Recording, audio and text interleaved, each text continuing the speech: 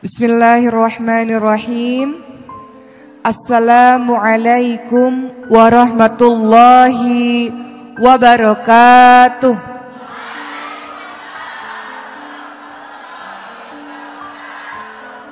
Kemudian berikutnya beberapa akhlak yang harus dimiliki juga oleh seorang istri adalah sebagai libas. Hunna libasul lakum wa antum libasul lahun. Kita ini berfungsi sebagai pakaian untuk suami. Pakaian itu fungsinya apa, Bu? Menutup aurat. Menutup aurat, menutup kekurangan suami. Suatu ketika ada sebuah kisah di Jeddah. Seorang suami istri sedang ribut. Sedang ribut, suaminya kesal. Lalu memukul wajah istrinya. Padahal wahai para laki-laki, Rasul ingatkan untuk para suami, wala tadribul wajh. Jangan memukul wajah, haram. Gak boleh pukul wajah istri. Ada nggak suaminya yang pukul wajah istri? Jangan diceritakan. Libas, baru saya ngomong nih ya. Libas, menutup aib. Wahai para laki-laki, kata Rasulullah, wala tadribul wajh, jangan pukul wajah. Wala tuqabbih, jangan caci maki istri. Wala tahjur illa fil bait, jangan mendiamkan istri kecuali memang di rumah saja. Namun yang ingin kita bahas adalah wahai para istri, karena sekarang semuanya ibu-ibu, semuanya para istri dan calon istri insyaallah. Oh banyak ternyata dari tadi. Mudah-mudahan ini banyak. Fungsimu nanti kalau udah nikah, adik-adik sekalian, teman-teman sekalian, adalah sebagai libas, sebagai penutup aurat, penutup kekurangan, penutup aib. Suami istri yang di Jeddah tadi sedang bertengkar satu sama lain. Tiba-tiba suaminya sangat marah, lalu suaminya memukul wajah istrinya. Istrinya menangis. Lalu apa yang terjadi kemudian? Tiba-tiba di waktu yang bersamaan ada bel terdengar dari pintu rumah. Ketika istrinya membuka dalam keadaan menangis, ternyata orang tuanya istrinya. Orang tuanya bertanya, apa yang terjadi kepadamu wahai anakku? Apa yang terjadi kepadamu wahai anakku? Kalau itu terjadi pada ibu, apa yang ibu katakan pada orang tua ibu sendiri? Ibu, bapak, aku baru saja dipukul sama suamiku. Begitukah, Bu? Jujur, iya atau enggak? Aku baru berantem, itu suamiku itu luar biasa. Tadi masa mukul-mukul saya, makanya aku nangis, Bu. Begitu, Bu? Atau ibu katakan, ya Allah, ibu dan ayah, sudah lama aku rindu. Ini tangis kerinduanku karena berdoa selama ini kok lama gak ketemu ayah ibu. Tiba-tiba Allah kabulkan langsung. Sekarang ayah ibu ada di depan rumah. Tangisan ini, Bu, tangisan kerinduanku dan tangisan keharuanku karena Allah langsung mendengar doaku. Ibu sampai ada di sini. Masya Allah, saya sangat bahagia sekali. Ibu bilang begitu gak? Bilang gak, Bu? Apa yang ibu bilang? Jujur, bohong dosa loh. Istri yang solihah ini mengatakan begitu kepada orang tuanya, Bu, aku nangis karena rindu sama ibu sama bapak. Suaminya yang mendengar, Masya Allah, baru dipukul, belum ada berapa detik, Bu, masih sembab air mata bercucuran. Istri ini bisa-bisanya menutupi kekurangan suaminya. Libas, dia dengar firman Allah, hunna libasul lakum wa antum libasul lahun. Pasanganmu adalah pakaian bagimu, penutup aib, penutup aurat. Fungsimu adalah seperti itu. Makanya istri-istri zaman sekarang yang hobinya main Instagram atau Facebook atau sosial media, sebagian ada yang tidak menjalankan fungsinya sebagai libas. Dia membuat status, nggak tahu statusnya apa itu. Suami yang buruk adalah seperti suami saya. Itu terlalu frontal ya. Yang gak pernah kasih nafkah, yang marah-marah aja kerjaannya. Dari frontal sampai yang kode-kode juga ada itu. Sama aja itu dosanya ya. Ngasih kode-kode. Alangkah indahnya kalau memiliki suami yang perhatian terhadap istrinya dan sebagainya, titik-titik gitu ya. Minta perhatian dari orang lain buat apa? Orang akan berasumsi, wah rumah tanggamu lagi berantakan nih. Orang berasumsi macam-macam. Jadi zaman sekarang ini buka aib caranya banyak ibu-ibu sekalian. Salah satunya dengan sosial media. Engkau membuka aib suamimu, engkau sedang membuka aib dirimu sendiri sesungguhnya. Makanya think before posting. Berpikir sebelum kita memposting segala sesuatu. Apa tujuanmu sesungguhnya? Kasih kode-kode buat suami supaya suami sadar. Untuk apa? Kita bisa bicara langsung kepada suami kan? Atau kita bisa minta orang yang bijak untuk menasihati suami kan? Gak harus dengan cara sosial media yang satu dunia itu bisa tahu, Bu. Sekali kita posting itu jejak digitalnya gak akan pernah dihapus. Itu masih ada terus seumur hidup. Kita sudah membuka aib dari suami. Makanya di zamannya Nabi Ismail alaihissalam, Nabi Ibrahim apa yang dilakukan oleh beliau? Nabi Ibrahim datang ke rumahnya anaknya Nabi Ismail sedang pergi. Istrinya Nabi Ismail nggak tahu kalau itu ayahnya suaminya, kalau itu mertuanya, kalau itu Nabi Ibrahim. Maka ketika Nabi Ibrahim bertanya, bagaimana keadaan suamimu? Istrinya ini mengatakan, hidup kami susah. Suami saya itu kurang ajar sekali. Kehidupan kami buruk, kehidupan kami nggak bahagia. Maka apa kata Nabi Ibrahim alaihissalam? Katakan kepada Ismail suamimu, kalau suamimu sudah pulang ke rumah, cepat-cepat ganti pagar pintu rumahmu. Cepat-cepat ganti pagarnya. Gak boleh dipertahankan. Maka ketika Nabi Ismail pulang, maka Nabi Ismail paham ketika istrinya mengatakan, tadi ada bapak tua yang datang ke rumah. Kata bapak tua itu, ganti pintu, ganti pagar. Sadarlah Nabi Ismail, perempuan ini harus cepat-cepat diganti. Ganti. Perempuan yang gak bisa menjadi libas, gak bisa jadi pakaian, yang membuka aib suaminya, yang mulutnya sumpah serapah gak bisa dijaga, suka menggunjing suaminya sendiri, ganti. Begitu pesan Nabi Ibrahim alaihissalam, ceraikan istri yang seperti ini. Begitu kata Nabi Ibrahim alaihissalam. Akhirnya diceraikan, maka digantilah dengan istri yang baru. Kemudian Nabi Ibrahim datang lagi, istri yang baru ini mengatakan, alhamdulillah keluarga kami baik-baik saja. Alhamdulillah keluarga kami cukup. Alhamdulillah keluarga kami dilindungi oleh Allah Subhanahu wa taala. Maka Nabi Ibrahim alaihissalam mengatakan, katakan pada suamimu, pertahankan pintu rumahnya, pertahankan pagar rumahnya. Dengan begitu Nabi Ismail paham, istri yang menjaga lisan dengan baik, gak suka buka-buka aib suami adalah istri solihah yang harus dipertahankan. Tapi kan kadang suka curhat untuk menenangkan hati, menenteramkan hati, begitu ya Bu ya. Kalau enggak tuh gimana ya, rasanya tuh numpuk di sini. Aku mau cerita masalah rumah tanggaku, janji ya jangan kasih tahu siapa-siapa. Ini si orang ini nih datang lagi ke arisan satu lagi. Tahu enggak masalah rumah tangga si fulanah, tapi janji jangan kasih tahu siapa-siapa ya. Dari sini lari ke majelis taklim yang ini.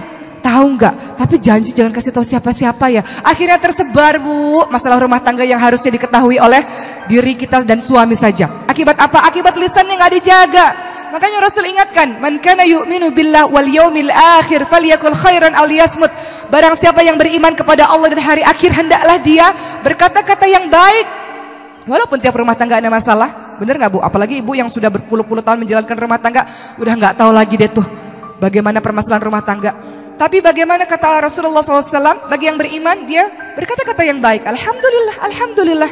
Walaupun dalam hati, ya Allah. Tapi keluarnya di hadapan orang, Alhamdulillah, Allah jaga insya Allah, mohon doanya. Kemudian kalau tidak bisa berkata baik, dia diam. Itulah akhlak yang terbaik dari mulut seorang wanita. Libas sebagai pakaian, dia menjaga aib suaminya, dia menjaga kekurangan suaminya. Adapun kalau ingin curhat, curhat kepada orang yang bijak. Jangan curhat kepada mantan pacar, ibu-ibu sekalian. Aduh, udah ada masalah malah bikin tambah masalah. Gara-gara baru datang reunian, ketemu sama mantan pacar, CLBK, celebek, cinta lama belum kelar, cinta lama bersemi kembali. Hati-hati juga curhat sama ustadz-ustadz. Saya selalu di setiap ceramah saya mengatakan hal yang demikian. Boleh nggak curhat sama ustadz? Boleh, tapi yang ringkas, padat, jelas. Jangan ibu curhat sepanjang hari, berjam-jam, telepon-teleponan. Akhirnya selanjutnya terserah Anda.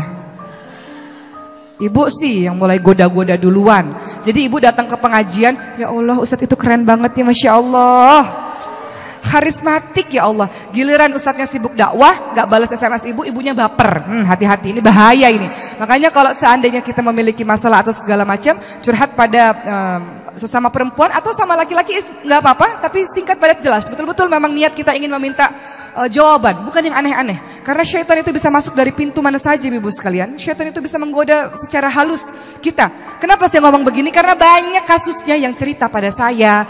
Saya datang ke kajian, kenapa ustadznya ganteng banget, karismatik banget. Nah itu bahaya. Jadinya gimana? Godul basor, tapi dengar suaranya udah deredek gitu. Nah itu bahaya juga. Nggak usah datang kajiannya kalau gitu, ya. Ganti ustadz lain atau ganti pengajian lain. Hati-hati, cara syaitan macam-macam.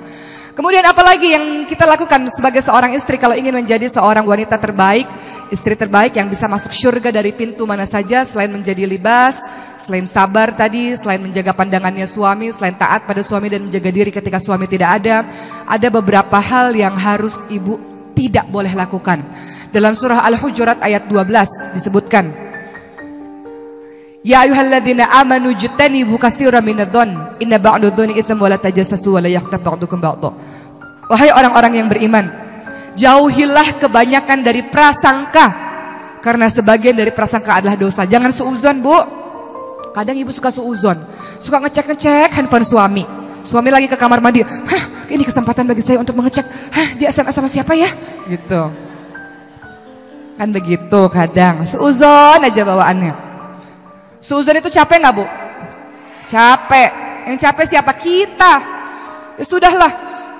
Yang terlihat di pandangan mata kita saja. Kalau tak terlihat di pandangan kita, dia melakukan dosa, itu dosanya kepada Allah Subhanahu wa taala. Tugas kita adalah menjadi istri terbaik, melayani dengan sebaik-baiknya. Jangan kemudian kita seuzon, berprasangka buruk terus-menerus. Kemudian yang kedua, biasanya perasaan buruk terus-menerus diikuti ayat tersebut mengatakan wala tajassasu, jangan engkau cari-cari kesalahan. Biasanya ini terjadi pada usia-usia pernikahan yang muda, yang awal-awal. Sudahlah seuzon, terus cari-cari kesalahan suaminya. Dilihat tuh, semua Instagram, sosial media, Facebook suaminya dilihat. Tahun 2018 dia bergaul sama siapa? 2017, 2016, 2015, 2014 sampai awal Instagram buka tuh kapan sih? 2000-an misalnya. Dia ternyata berteman sama ini. Oh, ternyata ini temannya cari-cari kesalahan. Buat apa capek-capek? Itu sosial media dicek-cek terus-menerus, DM dicek-cek terus-menerus. Sama siapa? Sama siapa? Aduh. Kita cari-cari kesalahannya, sudahlah. Kalau di pandangan mata kita baik, insya Allah kita mendengar semua perkara yang baik-baik, insya Allah ya sudah.